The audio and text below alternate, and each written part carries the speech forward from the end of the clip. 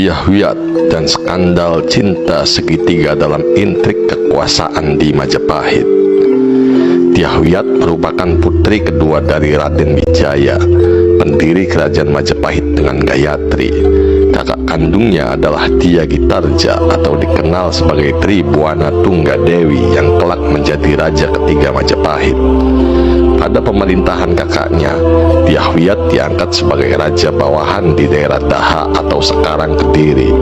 Dirinya bergelar Raja Dewi Maharaja Sabre Daha ketika menjabat sebagai bupati di Daha. Posisi ini terus dipegangnya sampai dia meninggal pada masa pemerintahan Hayam Wuruk, keponakan sekaligus menantunya, serta perannya tak tergantikan, termasuk dalam cerita panjang dan kemegahan kerajaan Majapahit. Dalam pemerintahan Hayam Wuruk, Dyahwiyat tergabung dalam Sabta Prabu, yaitu semacam dewan pertimbangan mulai yang beranggotakan keluarga kerajaan. Namun, perebutan kekuasaan membuat dirinya harus tersingkir dari lingkaran kekuasaan. Tidak diketahui pasti kapan Dyahwiyat meninggal.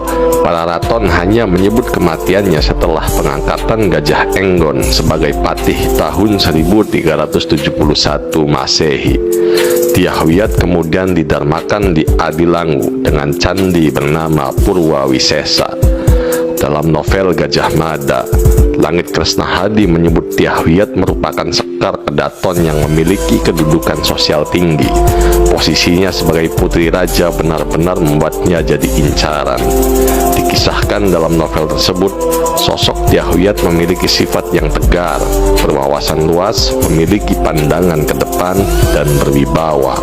Sosok ini dianggap sangat cocok bila dijadikan sebagai pemimpin. Namun, kisah percintaan sang putri ternyata tetap menginjak bumi. Cinta tak mengenal batas kedudukan dan ruang hati untuk bertambat. Secara diam-diam, Dyahwiyat dicintai oleh tabib kerajaan yang bernama Ratanca.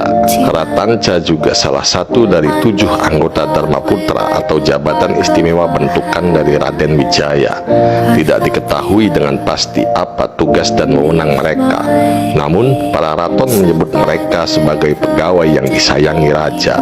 Cinta yang bersemi di balik tembok kerajaan itu terus menemukan labuhannya. Dyahwiyat membalas rasa cinta seorang Ratanca yang hanya rakyat jelata, menempati sebagian besar cinta dalam hatinya. Karena rasa cinta ini, Dyahwiyat ingin selalu bertemu dengan pujaan hatinya tersebut. Keduanya tidak bisa secara terang-terangan bertemu. Karena itulah Dyahwiyat sering menginginkan dirinya sakit agar bisa bertemu dengan Ratanca. Sebab hanya dengan sakit dia bisa bertemu dengan Ratanca, kekasih hatinya. Namun cinta mereka berdua terhalang oleh tembok kekuasaan Majapahit. Cinta kedua insan tersebut tidak bisa berjalan seperti apa yang direncanakan. Perbedaan status menjadi penghalang cinta Dyahwiyat dan Ratanca. Sadar akan posisinya, Ratanca akhirnya menikahi wanita lain. Namun hati tidak bisa dibohongi. Meski jasad bersama dengan wanita lain, cintanya hanya untuk Dyahwiyat seorang. Kisah cinta dua insan beda status sosial itu pun terus berlanjut secara rahasia. Ternyata kisah kasih itu telah menjadi rahasia umum di kalangan kerajaan Majapahit, bahkan sampai ke telinga istri Ratanca, yaitu Nyai Tanca. Dirinya bahkan menuduh Dyahwiyat yang menggoda suaminya. Nyai Tanca bahkan menganggap kematian Ratanca disebabkan oleh Dyahwiyat, sehingga memicu Nyai Tanca melakukan percobaan pembunuhan kepada Dyahwiyat dengan mengirimkan sekeranjang buah mangga yang di dalamnya dimasukkan ular bandotan yang beracun, namun hal itu selalu gagal.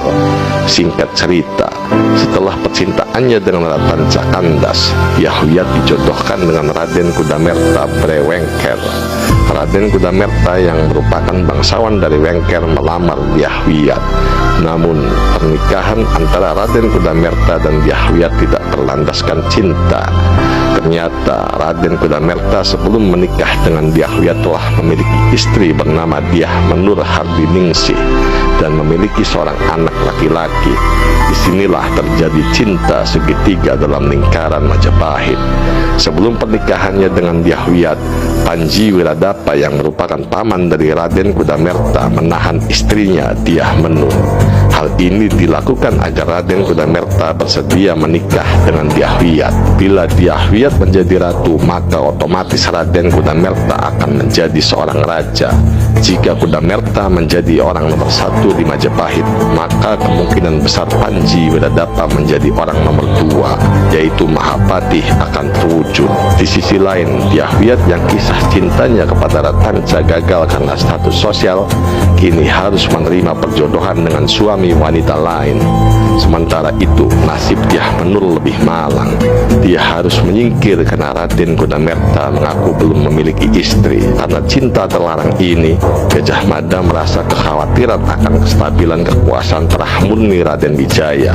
Karena Raden Kudamerta dan Dyah Menur memiliki seorang anak laki-laki, tentu saja ini akan mempengaruhi peralihan kekuasaan di masa yang akan datang.